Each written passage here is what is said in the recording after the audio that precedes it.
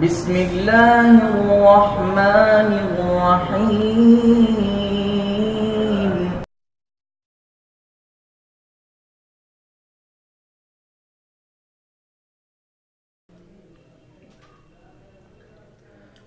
السلام علیکم ورحمۃ اللہ وبرکاتہ.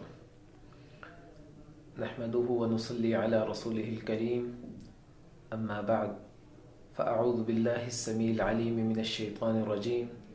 بسم الله الرحمن الرحيم. قال الله تبارك وتعالى في القرآن المجيد: يا أيها الرسل كلوا من الطيبات واعملوا صالحا.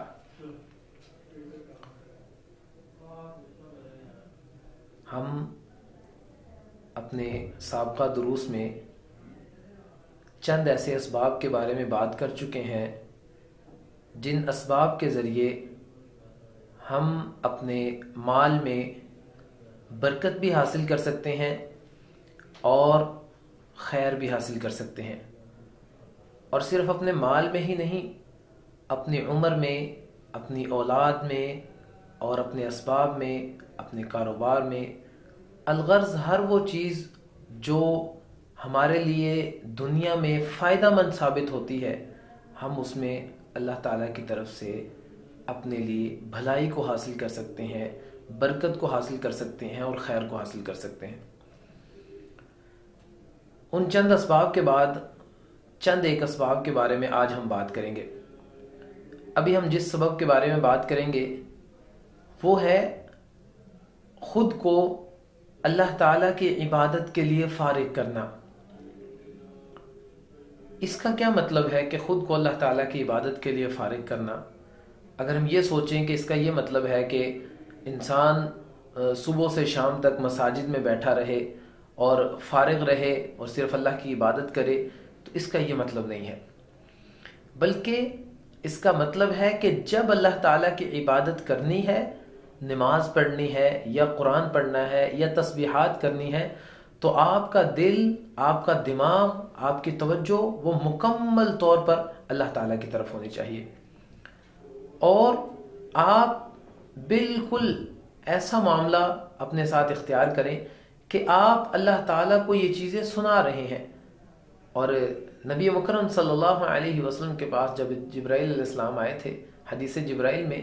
یہ چیز مذکور ہے کہ جبرائیل علیہ السلام نے نبی مکرم صلی اللہ علیہ وسلم سے پوچھا کہ مل احسان، احسان کیا ہے؟ تو رسول اللہ صلی اللہ علیہ وسلم نے فرمایا ان تعبد اللہ کأنک ترا، تم اللہ تعالیٰ کی عبادت ایسے کرو جیسے تم اللہ تعالیٰ کو دیکھ رہے ہو. اتنی توجہ اور اتنی انسان کی ہم آہنگی اور اتنی زیادہ اس کی توجہ اللہ تعالیٰ کی طرف ہونی چاہیے کہ وہ یہ تصور کرے کہ وہ اللہ تعالیٰ کو دیکھ رہا ہے. کہا اگر تم یہ تصور اپنے اندر پیدا نہیں کر سکتے کہ تم اللہ تعالیٰ کو دیکھ رہے ہو،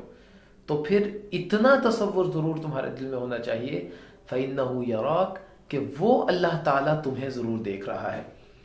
تو جب یہ تصور تمہارے اندر پیدا ہوگا کہ اللہ تعالیٰ تمہیں دیکھ رہا ہے، پھر تم اللہ تعالیٰ کی عبادت صحیح خشوع اور خضوع کے ساتھ کرو گے. تو اپنے لیے عبادت کو فارغ کرنا،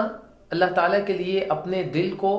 اپنے نفس کو عبادت کے لیے فارغ کرنا، اس کا مطلب یہ ہے کہ ہم جب بھی اللہ کی عبادت کریں تو ہمارا دل اور دماغ وہ اللہ تعالیٰ کی طرف ہو، اور ہمیں یہ تصور ہونا چاہیے کہ ہم اللہ تعالیٰ کے سامنے کھڑے ہیں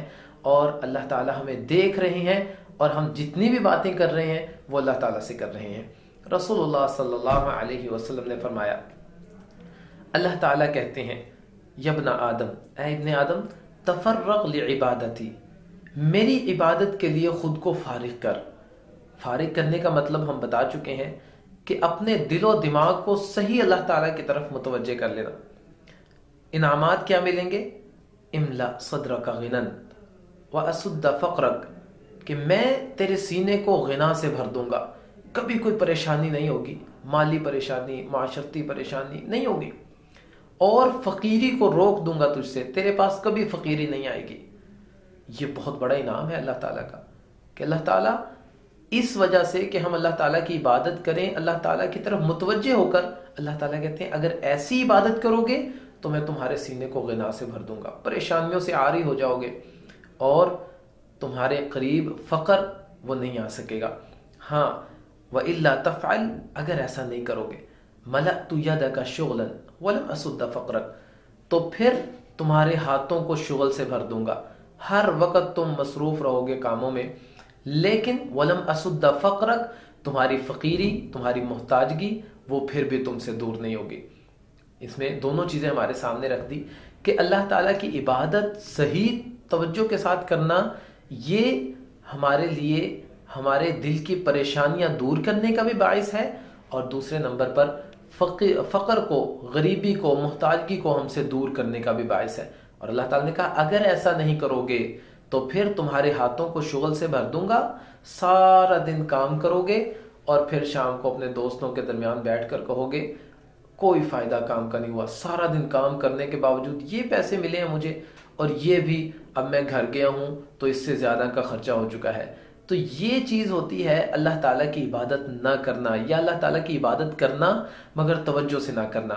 تو رسول اللہ صلی اللہ علیہ وسلم نے فرمایا، اللہ تعالیٰ کہتے ہیں اگر ایسا نہیں کرو گے تو پھر میں تمہارے ہاتھوں کو شغل سے بھر دوں گا، وَلَمْ أَسُدَّ فَقْرَكَ، اور تمہاری فقیری اور محتاجگی کو بھی تم سے دور نہیں کروں گا۔ تو اپنے مالوں میں خیر اور برکت کو داخل کرنے کے لیے اس سبب کو بھی اپنائیں کہ جب بھی اللہ تعالیٰ کی کسی بھی قسم کی عبادت کریں تو اپنا دل، اپنا دماغ وہ بالکل اللہ تعالیٰ کی طرف متوجہ ہونا چاہیے، اور اگر ایسا ہوگا تو اللہ تعالیٰ ہمارے مالوں میں بھی برکت کریں گے اور ہمارے دل کی پریشانیوں کو بھی دور کر دیں گے۔ اللہ تعالیٰ سے دعا ہے اللہ تعالیٰ ہمیں اس چیز پر عمل کرنے کی توفیق عطا فرمائے۔ اقول قولی ھذا استغفر اللہ لی ولکم ولسائر المسلمین۔